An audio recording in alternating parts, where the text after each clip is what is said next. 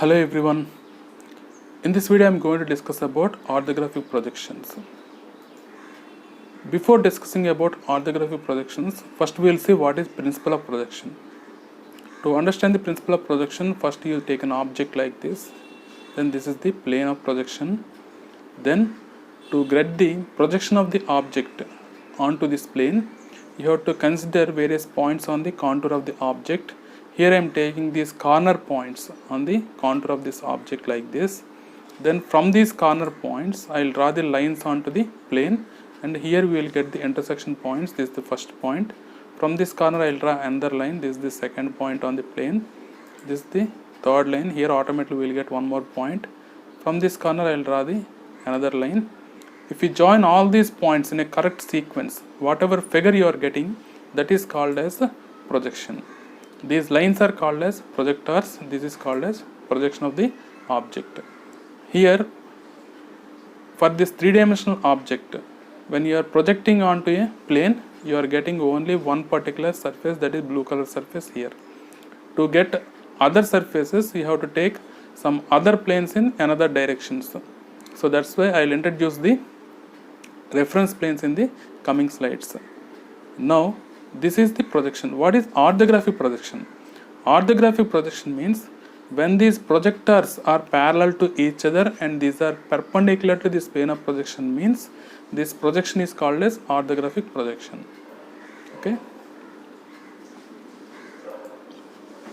Next we will see reference planes. First reference plane is called as horizontal plane. We will indicate this with HP in short. Second plane is vertical plane. In short we will call this as VP. This is the horizontal plane. This horizontal plane divides the entire space into two regions, that is above HP and below HP. Next reference plane is vertical plane, that is like this. This vertical plane divides the entire space into two regions, that is in front of VP and behind VP. Now if you take these two planes combinedly, we will get four quadrants. This is the first quadrant, that is above HP in front of VP. This is the second quadrant, above HP behind VP. This is the third quadrant, below HP behind VP. This is the fourth quadrant, below HP in front of VP. These are the four quadrants. The intersection of these two reference planes we will call as reference line, that will indicate with XY. On the horizontal plane we will get the top view, that will indicate with lowercase letter. On the vertical plane we will get the front view, that will indicate with lowercase letter with dash. Now we will see how we will get the projection in the first quadrant, that is above HP in front of VP. Now consider the object position like this. This is some distance above HP, some distance in front of VP. Observer will be somewhere here. When this observer is watching the object like this, he will get the front view somewhere here. And from the top, when the observer is seeing the object, in the top you will get these surfaces, green color surface and these two pink color surfaces here as rectangles. This is the top view on the horizontal plane. Now the front view is somewhere here, top view is somewhere here. These two are at 90 degrees. When these two are at 90 degrees, it is difficult to represent on a paper. That's why what we can do is, we can open the first quadrant. Opening the first quadrant means rotating this horizontal plane through 90 degrees in the clockwise direction like this, as indicated with arrows. When this horizontal plane is rotated to 90 degrees, this particular top view will come somewhere here onto the vertical plane. Okay, this is the top view now. Now if you take the reference line, with respect to reference line, the front view is here and the top view is here. Okay, front view is above XY, top view is below XY. Take the XY line like this.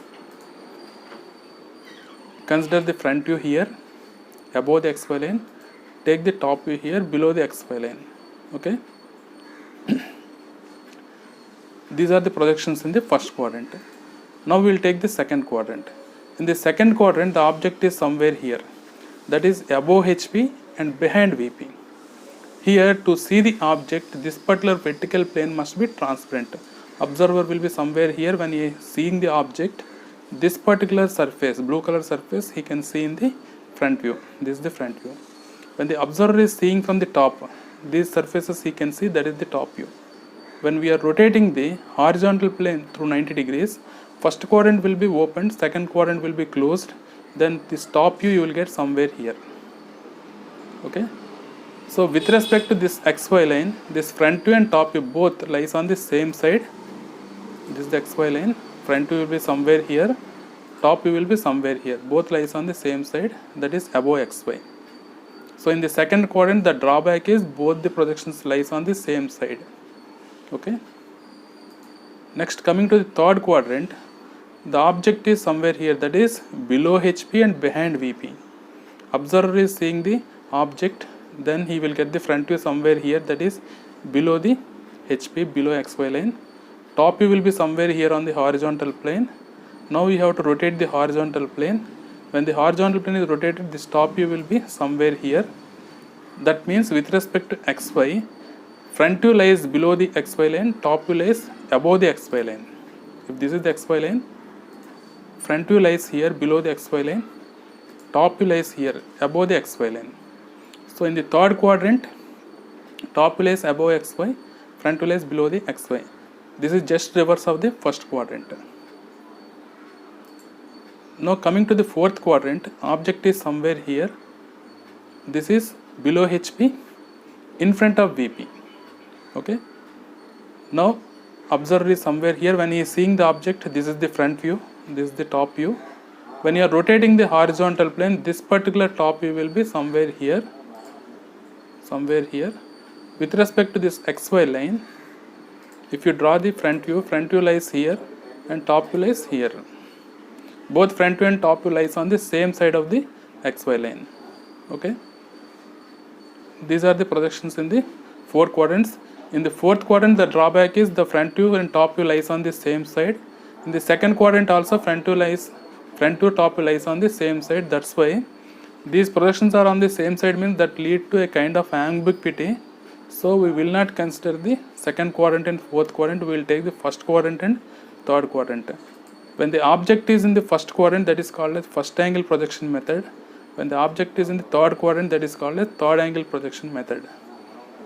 If you observe the object in the first quadrant, the object lies in between the observer and plane of projection, that you can observe here. These are the differences between first angle and third angle method.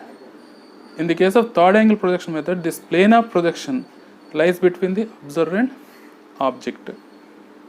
Then plane is not transparent in the case of first quadrant, first angle projection method. In the third angle projection method, these planes we are assumed to be transparent. Then only the observer can see the object, because the plane lies in between the observer and object. So these two reference planes must be transparent in the third angle projection method. In the first angle projection method, the front view lies above the XY line and top view lies below the XY line. In third angle projection method, the top view lies above the XY line and front view lies below the XY line. The next difference is coming to the side views. The left side view lies on the right side of the front view, as indicated here. This is the left side view in the case of first angle method. In the case of third angle method, the left side view lies left side only. Okay. Coming to the symbols, the symbol we can generate using the frustum of the cone. Okay, this is the frustum of the cone. This is the side view. This is the left side view. This particular left side view lies on left side of the front view only, means this is the symbol for third angle projection method. This is the symbol for first angle projection method. Okay, here a small error is there. By mistake, these positions are wrongly placed.